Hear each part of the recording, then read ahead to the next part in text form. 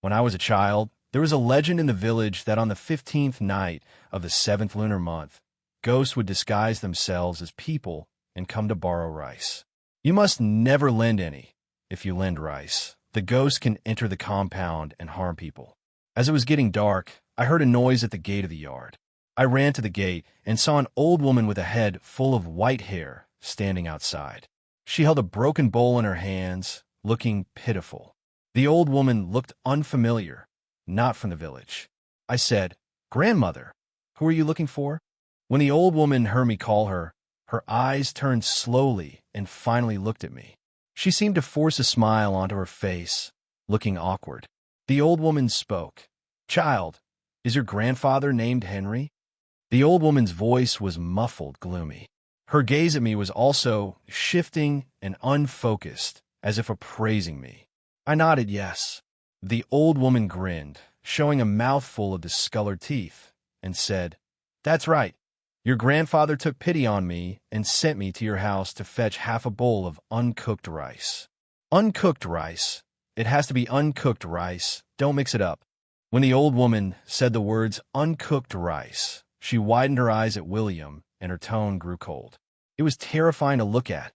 I said, "Today is the ghost festival. I can't lend rice." As soon as I finished speaking, the old woman's smile froze on her face, and her stern expression was even more frightening. She looked like she wanted to eat someone. I instinctively took 2 steps back, putting more distance between myself and the old woman. The old woman scowled and said, "You child, why won't you listen? Your grandfather told me to fetch uncooked rice. Hurry and bring me the raw rice." I said, "On the 15th of the 7th month, ghosts will disguise themselves as people to borrow rice. Today, we cannot lend rice." Before my grandmother left the house, she had warned me, "Whoever comes to borrow rice today must not be given any, nor may anyone leave the courtyard gate." When I refused to lend her rice, the old woman stared at me intently, her gaze eerie. But soon she changed her expression, looking pitiful as she said, "Child, I haven't eaten for 3 days. I'm about to starve to death. Please save me."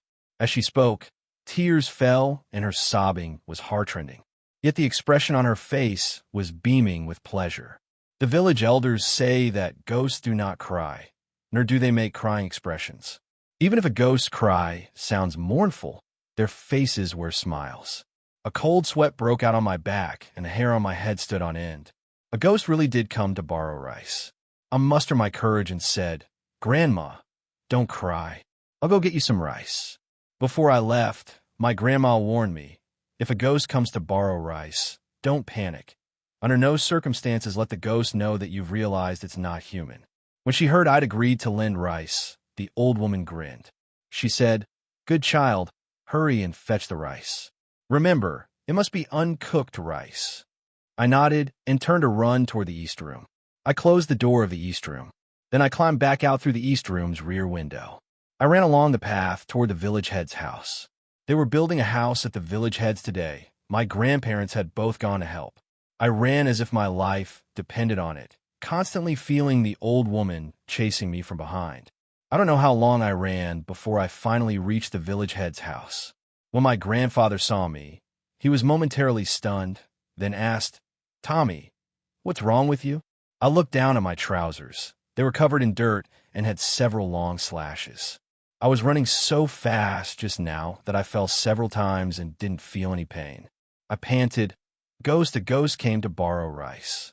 Everyone in the yard was stunned, their eyes filled with dread. My grandfather said, "Tommy, are you sure you saw that?" I said, "No mistake, the ghost is disguised as an old woman." No sooner had I finished speaking than there was a loud bang. The village chief's daughter-in-law's hand shook, and the iron basin she was holding fell to the ground. The basin still held steaming pig's blood, which splattered all over the floor. The village chief said angrily, "What are you doing?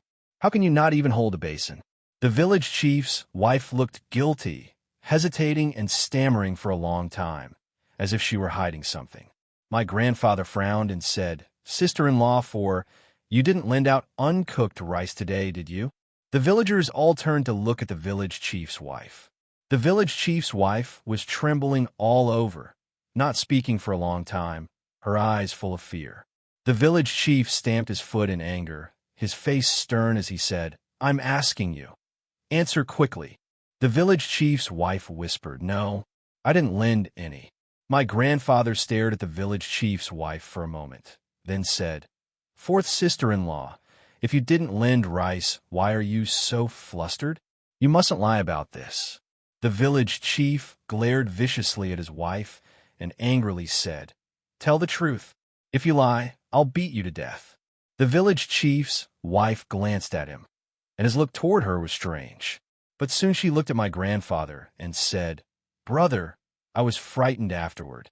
Earlier today, an old woman did come to borrow rice. Since our family is building a house, I thought it would be auspicious and agreed to give her some rice. But when I went into the granary, I suddenly remembered it's the ghost festival, so I only gave her half a bowl of cooked rice. She refused it, cursed me, and left." When the village chief's wife said this, everyone in the yard breathed a collective sigh of relief. Only my grandfather looked worried. He said, "It's almost dark. It's better to check whether any ghosts have entered the yard." The village headman's wife said, "Brother, are you saying you don't believe me?" My grandfather said, "Fourth sister-in-law, it's not that I don't believe you. It's that I'm afraid a ghost might have tricked you. I'm worried you'd be giving the ghost uncooked rice." No sooner had my grandfather finished speaking than everyone in the yard fell silent, their eyes filled with fear. The village elders say powerful ghosts can use illusions to deceive people. The village head took 2 puffs of dried tobacco, coughed twice, and said, "Henry, do you have any method?" My grandfather said, "Take half a bowl of water and a single chopstick. Stick the chopstick upright in the bowl. If the chopstick can stand up, it means a ghost has entered the yard and will wait until dark to harm people. If the chopstick can't stand, the yard is safe." The village head frowned and said, "Charlie, go get a bowl and chopsticks." The village headman's wife said anxiously, "I'll get them. Charlie is too small to hold the bowls and chopsticks." After saying this, she hurried into the storeroom. She soon brought the bowls and chopsticks out. My grandfather stuck the chopsticks into the bowl, and the people in the yard crowded around, staring fixedly at the bowl of water. After a few minutes, the chopsticks still hadn't stood upright. The village head's wife said, "I told you I gave cooked rice. Now you can relax, right?" After saying that, the village head's wife poured out the water from the bowl. My grandfather frowned and said, "Fourth sister-in-law, what's the rush? Wait a bit longer." The village chief's wife snapped, "Brother, everyone saw it. The chopsticks didn't stand up. If there really were a ghost in the yard, the chopsticks would have stood up already. We've all been working hard all day. Let's eat early." My grandfather said, "Powerful ghosts have some tricks. This can't be rushed." The village chief's wife shot my grandfather a glare and said angrily, "I think you're just stirring up trouble. I already told you. I gave cooked rice. What more do you want?" After saying that, the village chief's wife burst into tears, a face full of grievance. On ordinary days, the village head's wife was a simple, honest person. She never argued with anyone. People in the yard all spoke up for the village head's wife, telling my grandfather not to be so picky. "Good enough." The village chief's son pointed at my grandpa's nose and cursed, "Old bastard, my family's building a new house. What trouble are you causing? My mother already said it's cooked rice, and you still won't let it go. What are you trying to do?" The village chief kicked Jack and said angrily, "You beast! How do you talk to Uncle Henry? No manners at all." Jack snorted coldly and said nothing. My grandfather frowned and said, "Sister-in-law, I'm thinking of everyone's safety. Today is the 15th night of the 7th month. It's not like an ordinary day. Rather than saying ghosts are disguised as people today, it's better to say that today the ghosts are the people. You can't tell with the naked eye.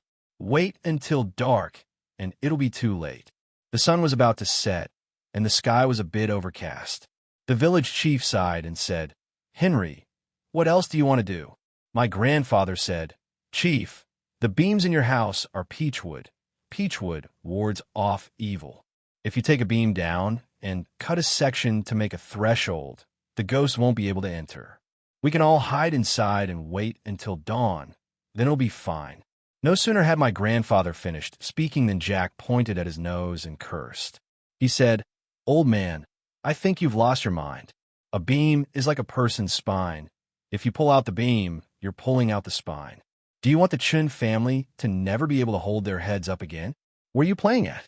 When Jack finished, he turned to the village head and said, "Father, he's just looking to cause trouble. Get him out of here." The village head's face darkened, and angrily he said, "Henry, what kind of plan is that? Can a beam be taken down just like that?" My grandfather said, "Village head, it's getting dark and there's no time. Which is more important, a life or a beam?" The village chief said angrily, "You aren't even sure whether the ghost entered the yard or not. On what basis are you drawing lots from the beam? I think you're just taking revenge on purpose." My grandfather was stunned for a few seconds. He said, What revenge would I be taking?" The village chief snorted coldly and said in a bad mood, "You know in your heart, do I need to spell it out? Today is the big day for my family to build a house. I want to secure good luck. Don't make trouble. If you don't want to stay, you can leave." After saying that, the village chief looked at his wife and said, "Hurry and finish the cooking. Everyone is hungry." The village chief's daughter-in-law nodded and led several young daughters-in-law into the granary. The village chief leaned against the base of the wall smoking a dry tobacco pipe, and the people in the yard clustered in threes and fours chatting, leaving my grandfather out to one side. My grandmother said reproachfully, "Old man, say less. Offend a village head, and we won't have good days." My grandfather frowned and said, "My right eyelid keeps twitching. I feel a ghost has already entered the yard. It's just waiting for nightfall." When my grandfather said this, he glanced again at the villagers around us. Everyone had a shadow. My grandmother said, "That's baseless. Stop scaring people." My grandfather frowned and said, "Old woman, go get half a bowl of water and a single chopstick, and make sure fourth sister-in-law doesn't see. I want to calculate again." My grandmother sighed and said, "All right, I'll go get them."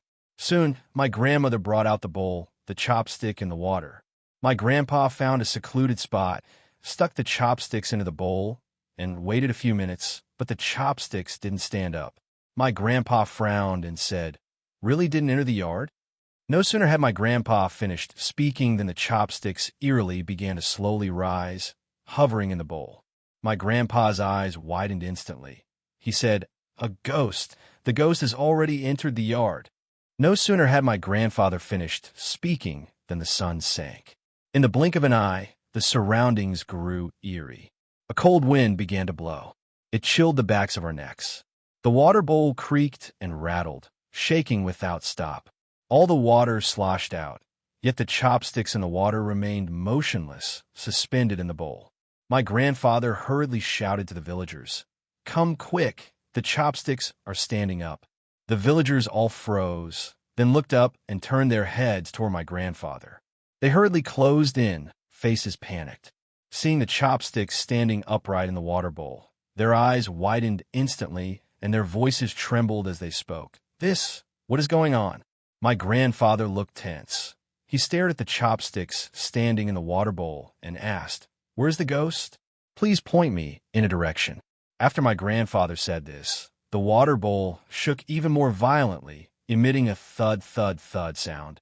The wind grew stronger and stronger, its howl like ghosts wailing and wolves howling, sending a chill down the spine. The sky had grown gloomy, but faces could still be made out. Although the sun had set, there was still a bit of residual light. The villagers were terrified when they saw the water bowls shaking violently. George went pale and said fearfully, "It's almost dark and the ghosts are in the yard. What are we going to do?" My grandfather's forehead broke out in a cold sweat. He said, "Don't panic yet. I'll ask first. Once we find out, we'll know where we stand and won't be fooled by a ghost." After saying that, my grandfather fixed his gaze on the chopsticks standing in the bowl and asked, "Who are you, ghost? Please point them out." My grandfather had the villagers form a circle and stand around, placing the bowl of water in the center. The chopsticks in the bowl were giving off a dark vapor. The villagers all stared at the bowl of water, their eyes full of panic. Everyone was afraid the chopsticks would point in their direction.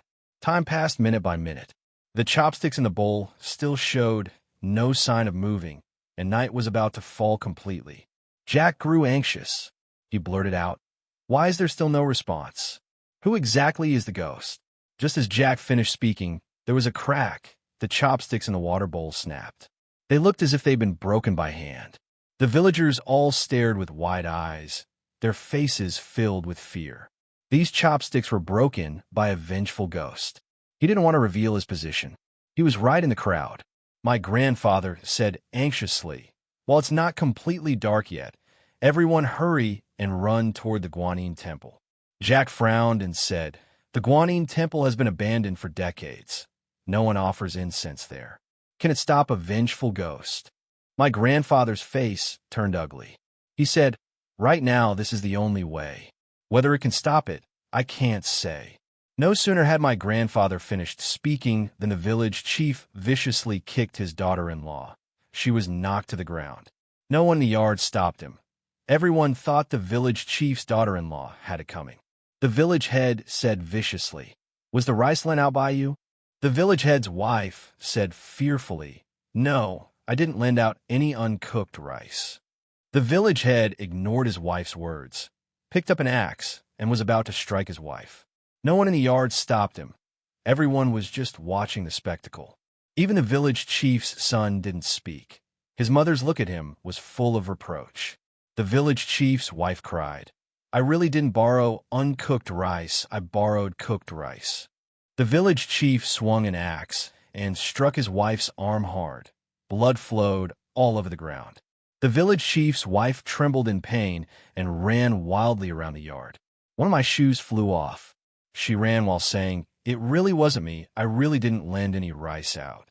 The village chief said through clenched teeth, "You beastly thing, you're the one who caused this trouble.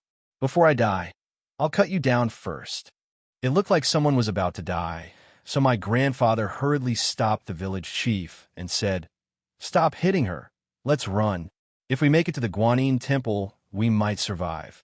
The village head wore a sullen expression and said, "Jack, carry your Uncle Edward out of the West Room." Jack nodded and hurried into the West Room, but soon ran back out. He said anxiously, "Father, my Uncle Edward refuses to leave." The village head frowned and said, "That stubborn old mule. What does he think he's doing?" After the village chief finished speaking, he went into the West Room. The people in the courtyard all followed into the West Room. Now everyone was afraid to go anywhere alone, for fear of being harmed by ghosts. The village chief snapped, "Uncle Edward, what are you making a fuss about?" Edward slumped on the earth in calm. He had been paralyzed for 7 or 8 years. To get off the calm, he had to be carried by someone. Edward's face was ashen, but his eyes were very bright, dark, and almost without any scara. It looked very strange. Edward chuckled a few times and said, "No need to run.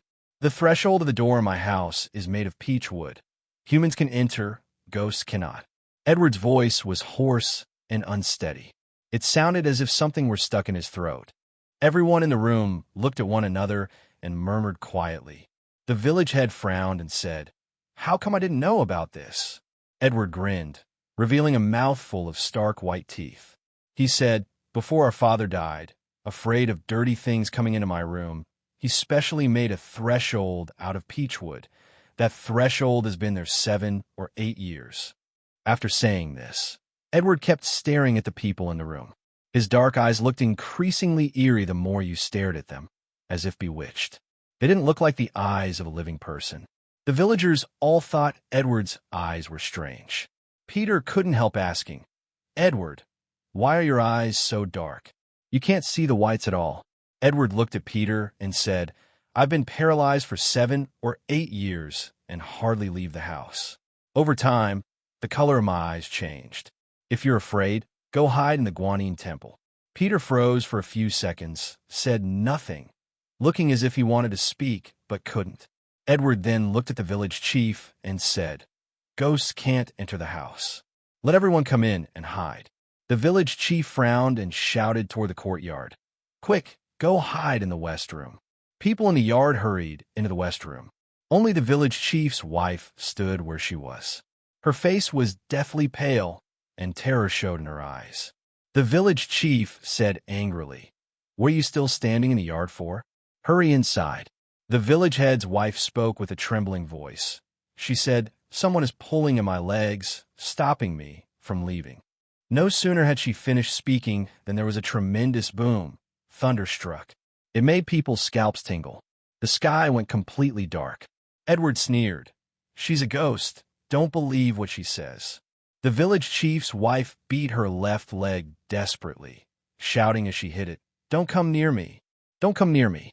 Let go of me." From fear to a ferocious expression, the village chief's wife screamed at the spot where her left leg was as if mad. "I didn't borrow your rice. How did you get in? Speak up. Tell me, how did you get into the yard? Who is the real demon here? Don't wrongfully accuse me." With a rumble, another bolt of thunder sounded. Then it began to rain heavily. The rain soaked the village chief's daughter-in-law, and 2 bloody handprints appeared on her left leg. The shape of those bloody handprints clearly showed that the village chief's daughter-in-law's leg had been firmly gripped. Everyone in the room was stunned, their eyes fixed on William. They stared at the village chief's daughter-in-law, not even daring to take a breath. The village chief's daughter-in-law screamed like a mad woman, "Let go of me. If you don't let go, I'll chop you with an axe." The village chief's wife said this, then reached out to take the axe beside her. She glared viciously at the people in the room, then raised the axe and hacked off her own left leg. As she chopped, she kept shouting, "I'll chop you to death. I'll chop you to death." Blood flowed all over the floor. Jack said, "Father, my mother has gone mad." The village chief frowned and said, "She is not your mother. She is a ghost." No sooner had the chief spoken than his wife burst out laughing. She said, "The ghost is in the west room, you bunch of idiots."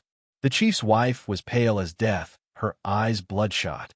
She kept laughing, her laughter chilling. But soon, she collapsed into the rain and fell completely still. Her legs were still bleeding, staining the surrounding rainwater a bloody red. Everyone in the house exchanged glances, their eyes full of terror. The village head said, "Don't panic. Wait until dawn and it'll be fine. Stay alert tonight. Everyone, don't sleep." Everyone in the room nodded, not daring to draw breath. The rain outside grew heavier and heavier. The sky was terrifyingly overcast, without a speck of light. Pitch black, you couldn't see your hand in front of your face. Edward sat on the earth in calm, wearing a smug expression. No one knew what he was so pleased about. Everyone in the house felt the fierce ghost had already died and relaxed, resting inside. Only my grandfather looked solemn. He went to the threshold, carefully crouched down, and found parts of it were rotten and not solid. He pulled off a splinter of wood from the threshold. He put the wood in his mouth and chewed it, but soon spat it out. My grandfather said in a terrified voice, "This threshold isn't made of peach wood. It's made of locust wood." According to the village elders, peach wood wards off evil, while locust wood attracts spirits. So in building houses, every household avoids using locust wood. They also don't plant locust trees in their yards. Locust trees are only planted near graves, to shield the ancestors' tombs from the sun. As soon as my grandfather finished speaking, everyone in the yard froze, their eyes filled with terror. Edward, slumped on the earth in calm, changed color in an instant, as if possessed by an evil spirit. He said ominously, "Henry, stop talking nonsense. This threshold is made of peach wood." My grandfather said sternly, "No, it's locust wood. If anyone doesn't believe me, tear off a few pieces and put them in your mouth to taste." The villagers all had this ability. By chewing a piece of wood in their mouths a few times, they could tell what kind of wood it was. Different woods tasted different. When my grandfather said that, Edward suddenly grew furious. He shouted angrily, "The threshold is meant to keep ghosts out. Nobody touches the threshold. If you don't want to stay in the house, you can get out." The village chief frowned.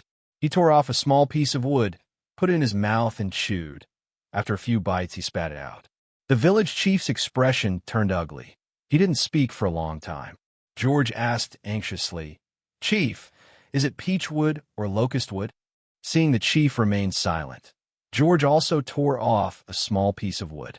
He chewed it a few times, spat it out, and angrily said, "This is locust wood. It attracts ghosts." "Edward, you bastard. Are you trying to get everyone killed?" Edward curled his lip and said irritably, "Why is it that you can all walk and jump? Every time you come to see me, you leave with a few taunting words. I know, you're all waiting for me to die. Fine, then stay and wait to die." As soon as Edward finished speaking, the village chief slapped him. The slap made Edward bleed from the mouth. The village chief's expression was stern, his eyes fierce as he said, "Did you deliberately lend out the uncooked rice?" Edward had a wicked grin on his face as he said, "I lent it out. The ghost is in the house. None of you will get out alive." When Edward said this, his dark eyes glinted with a strange light.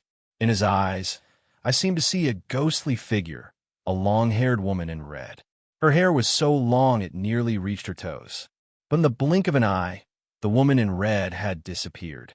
Everyone in the house was furious with Edward. Outside the house, it was pitch black. There was nowhere to run, even if you wanted to. They could only stay inside. George said viciously, "You beast, you deserve to be beaten to death." "Yes, beat him to death," everyone in the house echoed. The village chief put on a stern face and glanced at the people inside the house. The people inside were all afraid of the village chief and fell silent instantly, not daring to speak further. The village chief grabbed Edward's clothes and said angrily, "You've been paralyzed for 7 or 8 years. How could you lend out the rice? No one carried you out of the house today, either. So tell me." Edward's face twisted into a smile as he said, "William, these 7 or 8 years, you don't think I can do nothing but eat and drink, do you?" After saying that, Edward produced a strange cry from his throat. His mouth didn't move. The sound came entirely from his throat. I heard a sound on the beam, and when I looked up at it, I saw a few rats crawling along the beam. The rats' eyes glowed a strange green as they stared at the people in the room. The village head trembled with anger and said, "Uncle Edward, I think you're mad. You let the mice borrow the rice. Do you hate us that much? All these years we've waited on you with good food and drink. What else could you possibly be dissatisfied with?" Edward snorted coldly and said irritably, "When the mine collapsed, if it weren't for me saving you, would I have been crushed and paralyzed? You supporting me is only right and proper. 8 years ago, there was a coal mine on the back mountain, and the villagers all went to the back mountain to dig coal. One day there was a heavy rain, and 7 or 8 villagers went to dig coal. As a result, the coal mine collapsed. Except for Edward, the rest of the people were fine. I glanced at the people in the house. They were all the ones who had gone to dig coal in that heavy rain. Edward was paralyzed for only a few days before his wife Rose ran off with a wild man. The village head sold Edward's yard and his rice paddies, and took Edward into his home to care for him. When the people in the house heard the words coal mine, their faces all changed, as if something was being hidden. The village chief frowned and said, "What's past is past. Don't keep clinging to it." Edward snorted coldly and said irritably, "If I could go back, I definitely wouldn't save you. No, if I could go back, I wouldn't have gone to dig coal that day." No sooner had Edward finished speaking than a bright flash of lightning streaked across the sky. It lit up the whole room. I instinctively glanced at Edward. I couldn't shake the feeling that something was off about him. There were actually livor mortis marks on Edward's neck. After the lightning flashed, Edward's neck returned to its normal appearance. Everyone in the room saw it too, but no one dared to speak. Everyone was too frightened and froze. They only dared to communicate with their eyes. Edward pulled the quilt off his legs, and the moment it was removed, I smelled a foul, nauseating stench like the odor of a decomposing corpse. Edward's face contorted, his smile growing increasingly grotesque, his mouth splitting all the way to his ears. Immediately after, there was a huge crash. The glass in the house vibrated and hummed. Edward stared at the village chief and said, "William, I had died 7 years ago. You tortured me to death. Do you remember?" When Edward said this, his eyes were fixed on William, his face contorted, his eyeballs seeming about to pop out.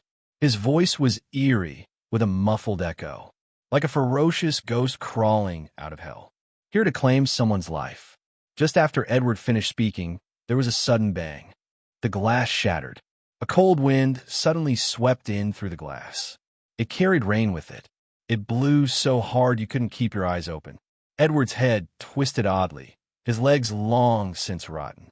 White maggots crawled all over them, and there were rats. A rat had gnawed a hole in his thigh. There were newborn baby mice in the hole. It was creepy to look at. Everyone in the house was scared half to death, not even daring to draw a breath. The village chief was even more frightened and collapsed to the ground. He said, "I didn't harm you.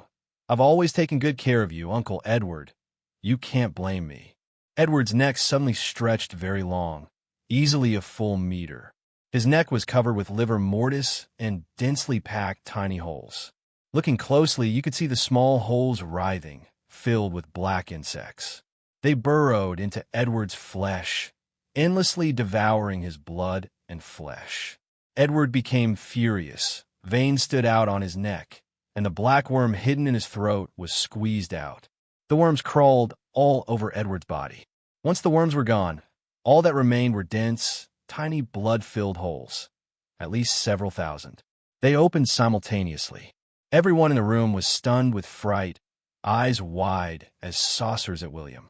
Edward shouted angrily, "All the suffering and torment I've endured are because of you. I want to take your life." Edward's neck grew longer and longer, and the face on his neck was even more hideous. In just a few seconds, his neck became 2 meters long. The village head was so terrified that he rolled and scrambled and ran everywhere. The people in the house didn't dare stay inside either. They all ran outside. Outside it was pitch black, so dark you couldn't see your hand in front of your face. You couldn't even tell north from south. You'd stumble just walking. Edward's neck stretched out of the glass. His face had rotted, giving off a foul stench.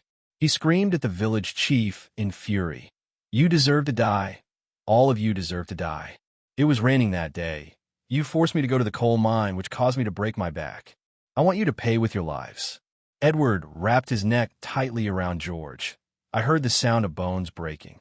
George was strangled to death, his body soft like a puddle of rotting mud. His eyes had been squeezed out of their sockets. He died horribly. Edward let out a piercing, strange laugh. His voice was hoarse and deep, with heavy echoes. The villagers were all so terrified they stood frozen, forgetting to run. Edward's neck stretched longer and longer. A strange smile was on his face, his eyes pitch black. My grandfather's expression turned ugly. He was holding an axe and went around behind Edward. Edward had Jack by the throat and was about to strangle him to death when my grandfather raised the axe and chopped off Edward's head. Blood splattered all over my grandfather. It stank. When Edward was dead, the villagers breathed a sigh of relief. Edward's neck had been stretched a full 10 meters, still writhing on the ground, as if searching for Edward's head.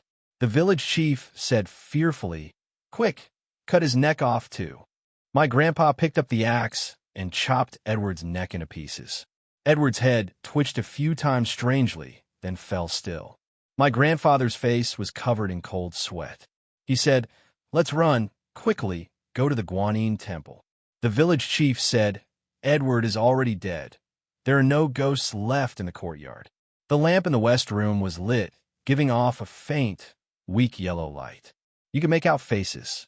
Frank suddenly let out a sharp scream, as if startled by something. He said, "There's a ghost, there's a ghost." The village chief said with a stern face, "Don't talk nonsense." Frank cried out oddly, his eyes wide, and said in terror, "Really, I saw a bloody hand grabbing my leg." Everyone in the village froze, panic showing in their eyes. My grandfather said, "Don't panic, let's count again." There were 5 or 6 other villagers in the yard. The village chief said, "What if the count still shows a ghost?"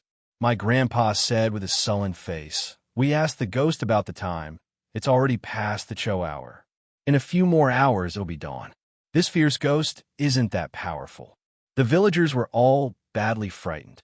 Frank said, "Uncle Henry, do you have a way to get rid of the fierce ghost?"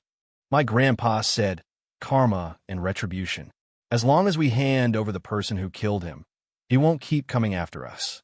Frank grit his teeth and said, "All right, there's no other way." My grandfather brought half a bowl of water and a single chopstick. He stuck the chopstick into the bowl, and it quickly stood upright. The chopstick was still emitting black smoke. My grandfather said, "This is a great omen of misfortune. This vengeful spirit's hatred is very strong." After he finished speaking, my grandfather sprinkled uncooked rice on the ground. The uncooked rice hit the ground and emitted black vapors. My grandfather stared at the chopsticks standing upright in the bowl of water and asked, "Who is the ghost?" The bowl of water made a harsh, clinking sound. In the end, the chopsticks even knocked against my grandmother.